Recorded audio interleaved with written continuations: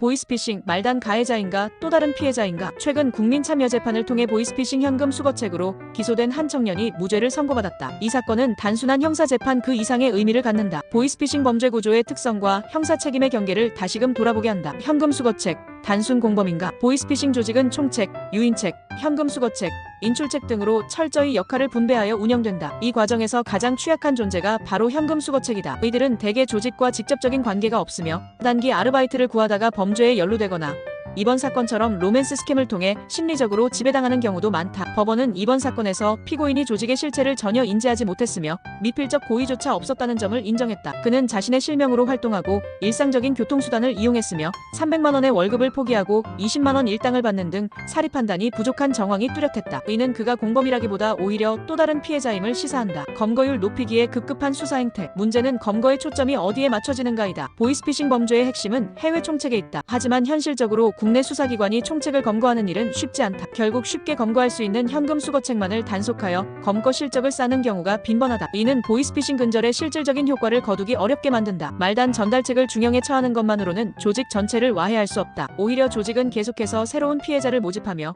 동일한 방식으로 수거책을 양산할 것이다. 이번 사건에서 변호인이 제기한 문제의식은 바로 여기에 있다. 형사정책의 새로운 접근이 필요하다. 이번 판결은 보이스피싱 사건에서 무조건적 가담 여부만을 따지는 것이 아니라 그 과정에서 피고인이 얼마나 자발적으로 범죄에 가담했는가를 면밀히 검토해야 한다는 점을 시사한다. 보이스피싱 현금 수거책에 대한 선별적 처벌. 현금 수거책을 단순 가담자로 볼 것이 아니라 그들의 범죄 인식 수준과 연루 과정에 대한 정밀한 조사와 판단이 필요하다. 해외 총책 검거를 위한 국제 공조 강화. 현금 수거책을 검거하는 데 집중하기보다 실질적인 주범인 총책을 추적할 수 있도록 국제 공조를 강화해야 한다. 사회적 취약계층 보호 정책 마련. 이번 사건의 피고인은 지적장애가 있는 보육원 퇴소 청년이었다. 보이스피싱 조직은 사회적 취약계층을 타겟으로 활용하는 경우가 많다. 이에 대한 예방책과 보호장치가 마련되어야 한다. 결론, 보이스피싱 범죄 대응 방식의 변화가 필요하다. 보이스피싱은 단순한 개별 범죄가 아니라 국제적이고 조직적인 구조를 가진 거대한 사기 범죄다. 그렇다면 대응 방식도 단순한 처벌에서 벗어나야 한다. 단순 전달책을 잡아들이는 방식으로는 범죄를 막을 수 없으며